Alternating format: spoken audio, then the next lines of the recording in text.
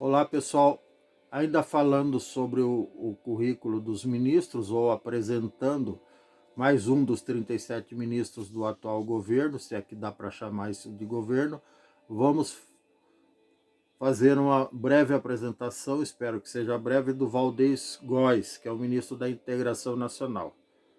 O senhor, me permitam colocar o óculos, o senhor Antônio Valdez Góes da Silva nasceu em Gurupá, em 29 de outubro de 61, filiado ao PDT, é o atual ministro da Integração e do Desenvolvimento Regional do Brasil.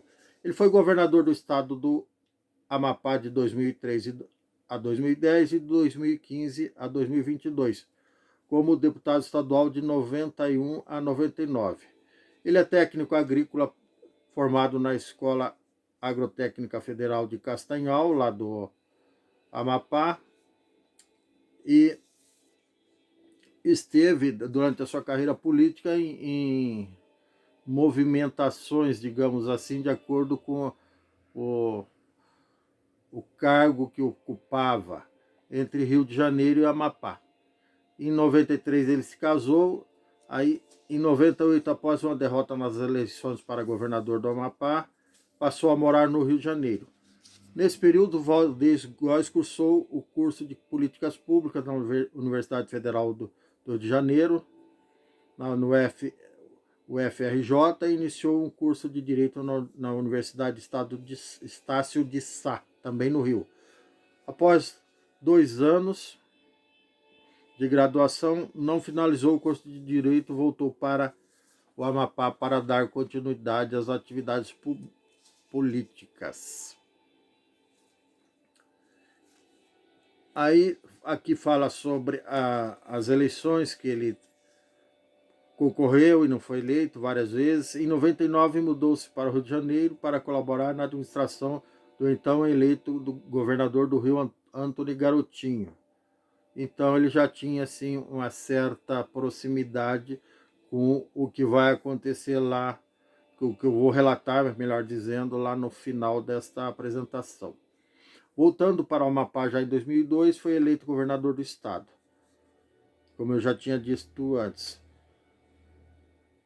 Ele foi admitido na Ordem de Rio Branco, já em seu último grau, e Gran Cruz suplementar, e a Ordem do Mérito do Militar no grau de Grande Oficial Suplementar, ambas concedidas pelo amigo presidente Lula na época.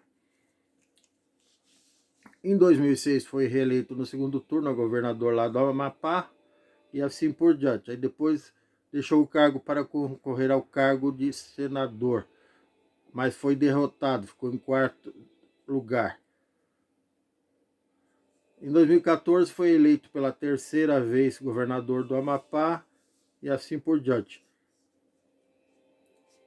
Em 2020, para quem não lembra, houve aquele apagão de vários dias em todo o estado, no qual foi cobrado por ter participado da privatização da Companhia de Eletricidade do Amapá. Em dezembro de 2022, Góes foi anunciado finalmente como ministro da Integração e do Desenvolvimento Regional no terceiro mandato do governo Lula lá. Aí ele teve, agora vem o lado bom da coisa, digamos assim. Prisão na Operação Mãos Limpas. Em 10 de setembro de 2010, Valdez foi preso pela Polícia Federal durante a Operação Mãos Limpas, com mais de 18 pessoas envolvidas na investigação, entre servidores públicos, políticos e empresários. Foi acusado de peculato, fraude em licitação e associação criminosa. Valdez foi solto da carceragem da Superintendência da Polícia Federal em Brasília, junto ao vice, em 20 de setembro, 10 dias depois de sua prisão.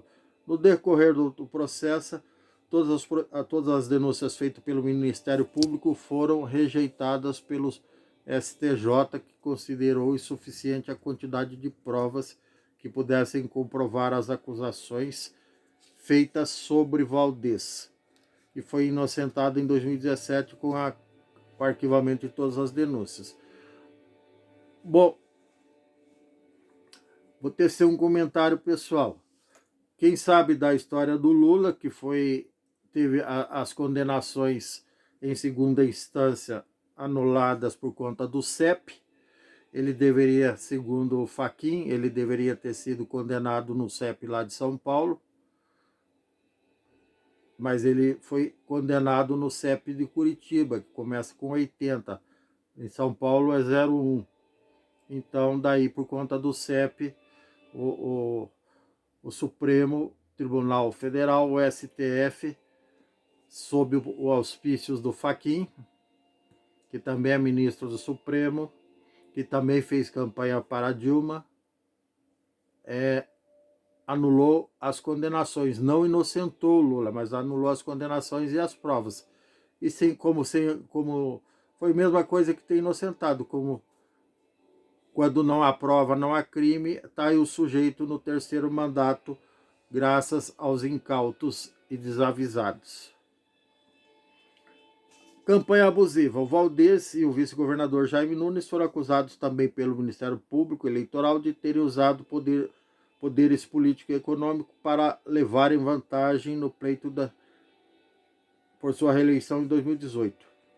O Ministério Público pediu a condenação dos envolvidos e a ineligibilidade e a cassação do registro ou diploma dos acusados por supostamente ter usado indevidamente o programa Amapá Jovem, assim como as estruturas das polícias militares civil e das secretarias de Estado da Inclusão e Mobilização Social e da Fazenda do Amapá. Ainda foram relatadas coação de servidores públicos e funcionários da empresa pertencente a Jaime Nunes para pedirem votos e atuarem na campanha e no uso de um veículo de comunicação do Estado para a propagação massiva da pesquisa eleitoral que apontava Valdez Góes à frente dos demais candidatos, desequilibrando o pleito. A condenação por peculato veio em 2009, quando o Ministério Público Federal processou o Valdez pelo crime de peculato, desvio, segundo o próprio Ministério Público, durante o primeiro período em que governou o Amapá, Valdez atrasou o pagamento dos bancos de valores recolhidos da folha de pagamento de funcionários públicos que haviam tomado empréstimos consignados, utilizando-os para saldar dívidas públicas. Nesse sentido, um dos argumentos que giram em torno do caso, como o expresso pelo ministro João Otávio de Noronha, colocam que a prática referida na acusação afeta o mercado, aumentando o risco para as instituições financeiras e, consequentemente, podendo privar os servidores públicos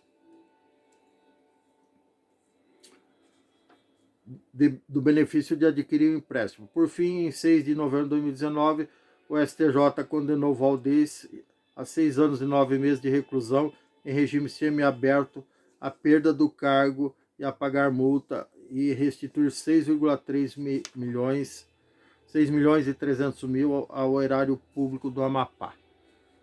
Mas, como prêmio por tudo isso, por todo esse currículo vasto, em 2020, o então presidente do Supremo Tribunal Federal, o ministro Dias Toffoli, suspendeu o andamento da ação penal. Eliminar, o ministro considera que o STJ não tem competência para julgar o caso, determinando que o relator do processo no STF, ministro Roberto Barroso, aprecie o caso. Então é aquela história, o cara é condenado, vai para a cadeia e daí ele é solto por conta de CEP, por conta de jurisprudência. Na realidade é uma velha estratégia de proteger os poderosos, se é que dá para chamar esse tipo de gentalha de poderoso. Poderoso é Deus, né? Não gentalha que comete crime, que ilude a população dizendo que vai protegê-la e na prática são os primeiros a ferrar com a população. Assim como esse cara fez aí, deixando de pagar os servidores públicos lá do Amapá para pagar outras dívidas do Estado e deixando os caras com o pires na mão e a dívida nas costas. É esse tipo de gente que certas pessoas gostam e aplaudem e até chamam de estadistas. Vejam só o tamanho da incoerência. Mas é isso, está aí apresentado mais um ministro do Lula que comprova aquela velha tese que está até previsto na Bíblia: diga-me com quem andas, dir-te-ei quem és. Tá aí os caras que rodeiam e ladeiam e bajulam o Lula lá. E os caras que o Lula recorre para supostamente fazer um bom governo. Só que não, né? Isso está mais para a formação de quadrilha do que para a composição de um governo. Mas enfim, é o que o povo gosta, tá aí para todo mundo. Beleza? Se você gostou, dê um like, dê um joinha, inscreva-se no meu canal, não custa nada. Ative o sininho para receber novos vídeos em tempo real. Sorte na vida, sucesso, gratidão eterna, um grande abraço e tchau. Até mais.